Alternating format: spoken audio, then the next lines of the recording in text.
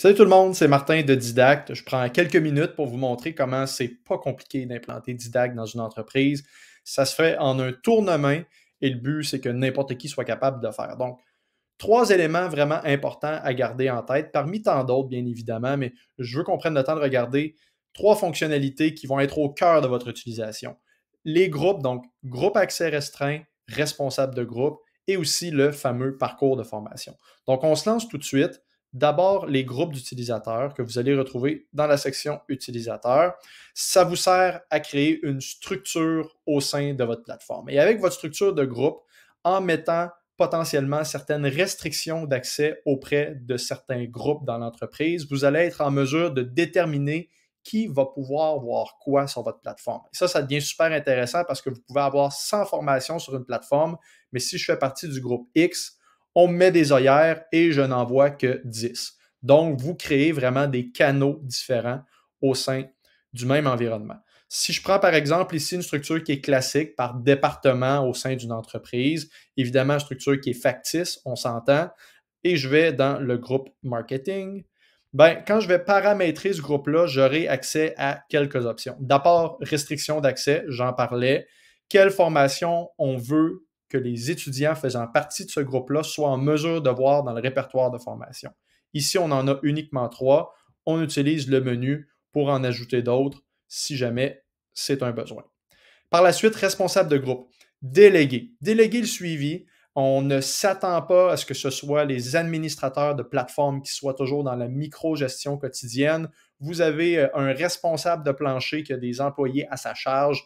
Désignez-le, désignez-la comme responsable de groupe. Cette personne-là va pouvoir ensuite aller voir qui fait partie de ces groupes et consulter leur profil. Donc, une fois que je suis responsable de groupe, même en tant qu'étudiant, j'ai un nouvel élément qui se retrouve dans ma plateforme et je peux aller consulter les groupes à ma charge. Donc, par exemple, ici, je suis responsable du département marketing.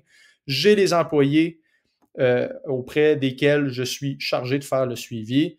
Quand je clique sur le nom de l'employé, j'ai accès à sa fiche descriptive, son activité sur la plateforme, les inscriptions en cours. Et si je veux aller encore dans le fin détail, je peux aller voir les fiches d'inscription en particulier pour chacune des formations. Donc, on est vraiment capable de déléguer le suivi raffiné, plus précis sur la plateforme, tout comme on peut, en tant que responsable de groupe, exporter des rapports pour faire de la reddition de compte, par exemple, qui est vraiment ciblé pour le ou les groupes en question.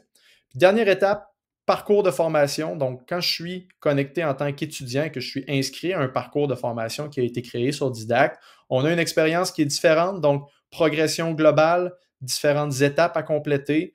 Le concept est simple. On doit compléter toutes les formations d'une étape pour débarrer les étapes subséquentes. Donc, celle-ci, il m'en reste une à faire. L'étape 2, présentement, est barrée. Une fois qu'on a complété l'étape 1 avec toutes les formations, on passe à l'étape 2.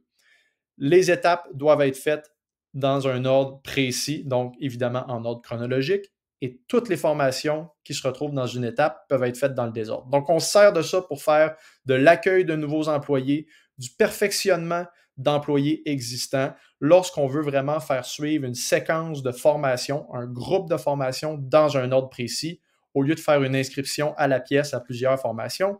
On utilise un parcours et en un seul clic, on est capable déjà de désigner la voie à suivre pour un nouvel employé ou un employé existant. C'est pas plus compliqué que ça.